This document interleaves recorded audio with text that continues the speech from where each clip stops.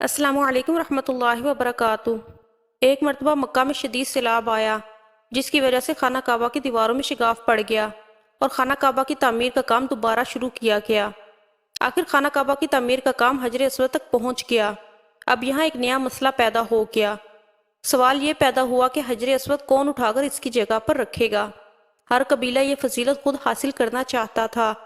یہ جھگڑا اس حد تک بڑھا کہ مرنے مارنے تک نوبت آ گئی۔ لوگ ایک دوسرے کو قتل کرنے پر تل گئے۔ قبیلہ عبد الدار نے تو قبیلہ عدی کے ساتھ مل کر ایک برتن میں خون بھرا اور اس میں اپنے ہاتھ ڈبو کر کہا، حجر اسود ہم رکھیں گے۔ اسی طرح دوسرے قبیلے بھی اڑ گئے، تلواریں نیاموں سے نکل آئیں۔ آخر وہ سب بیت اللہ میں جمع ہوئے۔ ان لوگوں میں ایک شخص ابو امیہ بن مغیرہ تھا۔ اس کا نام حذیفہ تھا۔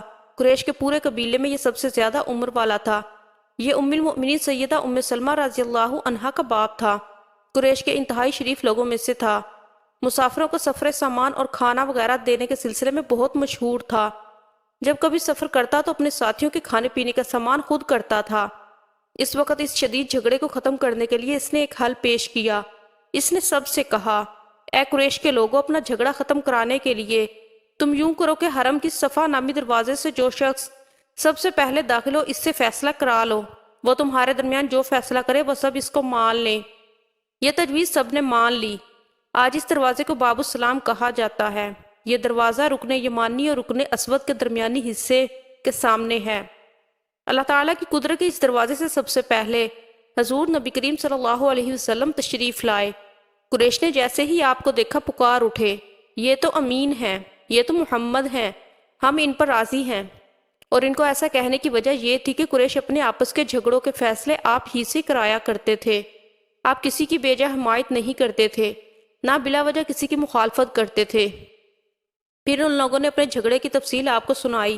ساری تفصیل سن کر آپ صلی اللہ علیہ وسلم نے فرمایا، ایک چادر لے آؤ۔ وہ لوگ چادر لے آئے۔ آپ نے اس چادر کو بچھایا اور اپنے دست مبارک سے حجر اسود کو اٹھا کر اس چادر پر رکھ دیا۔ اس کے بعد آپ صلی اللہ علیہ وسلم نے ارشاد فرمایا، ہر قبیلے کے لوگ اس چادر کا ایک ایک کنارہ پکڑ لیں، پھر سب مل کر اس کو اٹھائیں۔ انہوں نے ایسا ہی کیا۔ چادر کو اٹھائے ہوئے وہ اس مقام تک آ گئے جہاں حجر اسود کو رکھنا تھا۔ اس کے بعد نبی کریم صلی اللہ علیہ وسلم نے حجر اسود کو اٹھا کر اس کی جگہ رکھنا چاہا، لیکن عین اسی وقت ایک نجدی شخص آگے بڑھا اور تیز آواز میں بولا، بڑے تعجب کی بات ہے کہ آپ لوگوں نے ایک کم عمر نوجوان کو اپنا رہنما بنا لیا ہے۔ اس کی عزت افزائی میں لگ گئے ہو۔ یاد رکھو، یہ شخص سب کو گروہوں میں تقسیم کر دے گا، تم لوگوں کو پارا پارا کر دے گا۔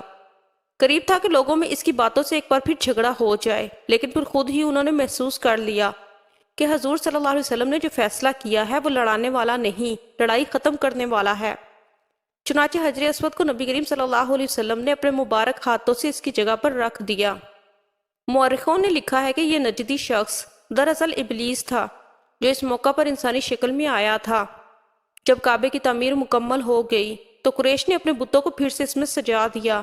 کعبے کی یہ تعمیر جو قریش نے کی تھی، چوتھی تعمیر تھی۔ سب سے پہلے کعبے کو فرشتوں نے بنایا تھا۔ بعض صحابہ نے فرمایا ہے کہ زمین و آسمان کو پیدا کرنے سے پہلے اللہ تعالیٰ کا عرش پانی کے اوپر تھا۔ جب عرش کو پانی پر ہونے کی وجہ سے حرکت ہوئی تو اس پر یہ کلمہ لکھا گیا، لا الہ الا اللہ محمد رسول اللہ۔ اللہ تعالیٰ کے سوا کوئی معبود نہیں، محمد صلی اللہ علیہ وسلم اللہ تعالیٰ کی رسول ہیں۔ اس کلمے کے لکھے جانے کے بعد عرش ساکن ہو گیا۔ پھر جب اللہ تعالیٰ نے آسمانوں اور زمین کو پیدا کرنے کا ارادہ فرمایا تو اس نے پانی پر ہوا کو بھیجا۔ اسے پانی میں موجیں اٹھنے لگیں اور بخارات اٹھنے لگے۔ اللہ تعالیٰ نے ان بخارات یعنی بھاپ سے آسمان کو پیدا فرمایا۔ پھر اللہ تعالیٰ نے کعبے کی جگہ سے پانی کو ہٹا دیا، جگہ خشک ہو گئی۔ چنانچہ یہی بیت اللہ کی جگہ ساری زمین کی اصل ہے اور اس کا مرکز ہے۔ یہی خشکی بڑھتے بڑھتے 7 بر اعظم بن گئی۔ جب زمین ظاہر ہو گئی تو اس پر پہاڑ قائم کیے گئے۔ زمین پر سب سے پہلا پہاڑ ابو قیس ہے۔